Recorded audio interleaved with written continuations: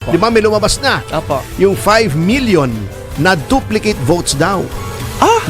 After a software issue deducts 5 million votes from several leading senatorial winners. Nagkaroon kuno ng dagdag bawas o nagkaroon ng pagbabawas ng boto. Ngayon, Yes. of course, natanggi na yung COMELEC yun. Alam nga namang aminin nila yon, di ba? Kasiraan niya yun.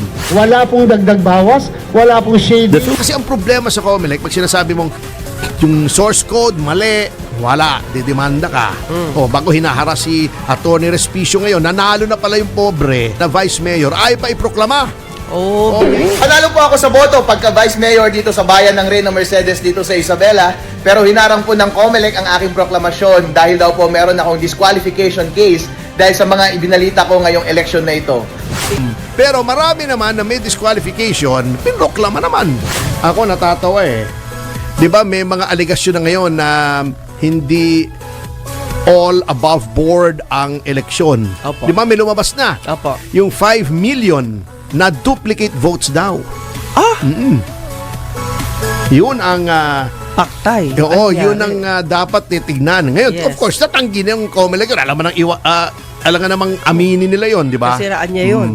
Pero dapat imbestigahan niya kasi ang problema sa COMELEC, pag sinasabi mong yung source code, mali, wala, didemanda ka. O, bago hinaharas si Atty. Respicio ngayon, nanalo na pala yung pobre sa Reyna, sa Isabela, na Vice Mayor, ay pa iproklama. Oh, Kung binuting kalokohan siya. yun, no?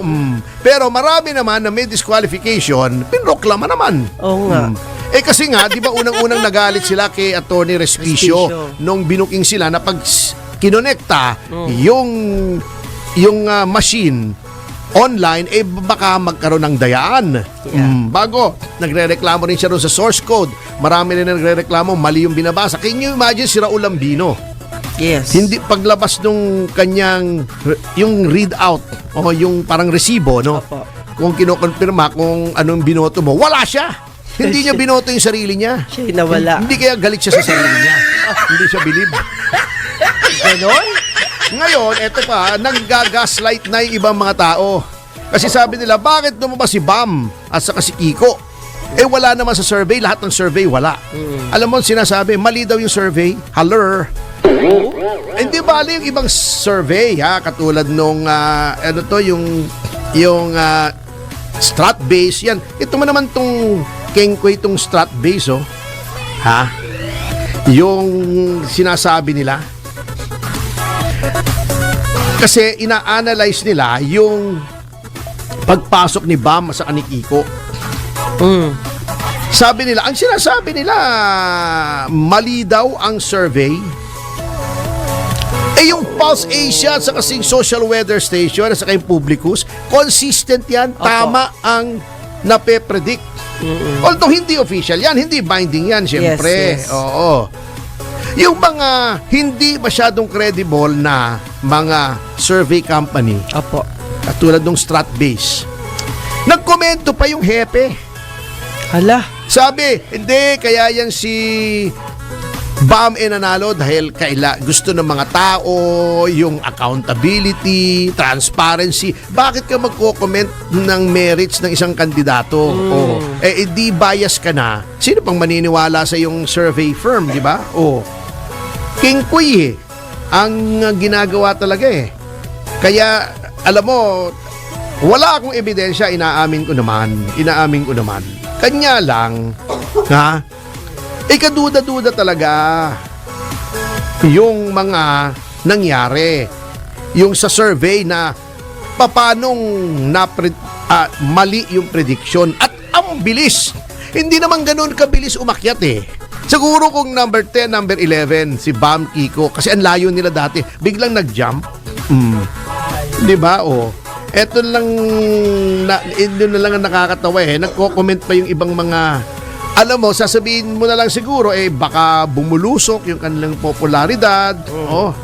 Etong si, etong isang strat base na president, si Dindo Manhit, meron pa siyang Pinuri pa niya yung kandidato.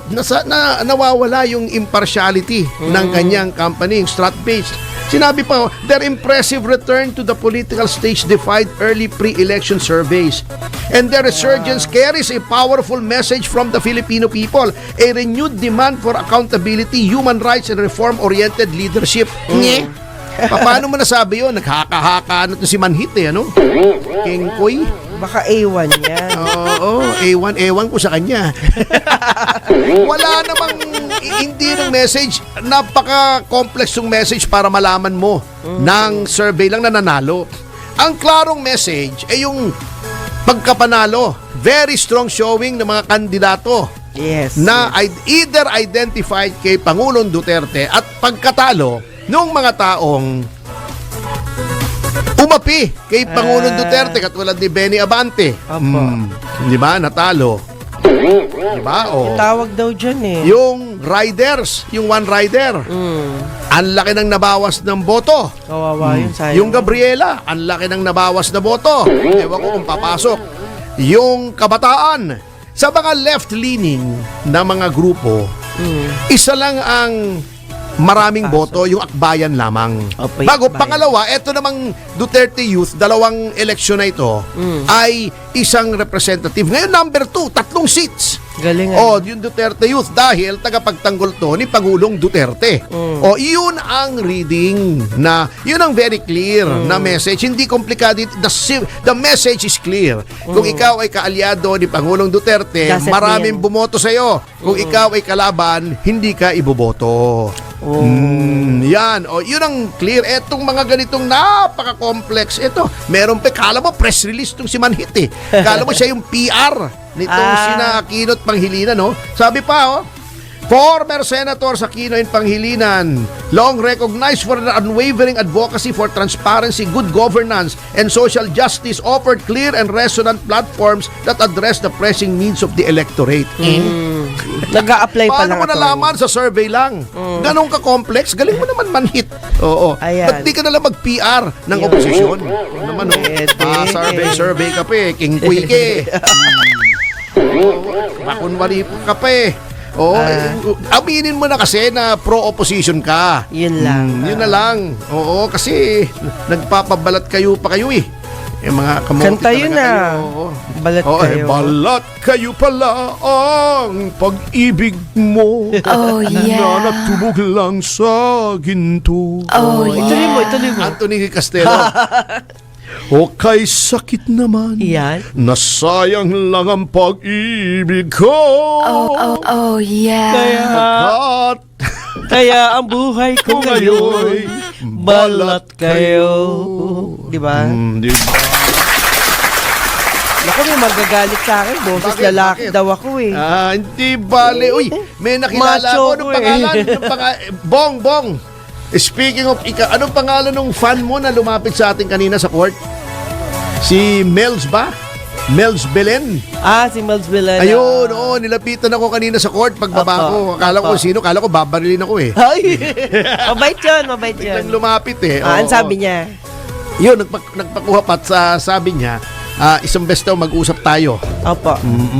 Mukhang okay naman yun. Opo, marami akong sinabi sa kanya eh. Sabi ko, tulungan na ako eh. Pag di mo ako tinulungan, sabi ko, kawawa ako sa susunod na eleksyon.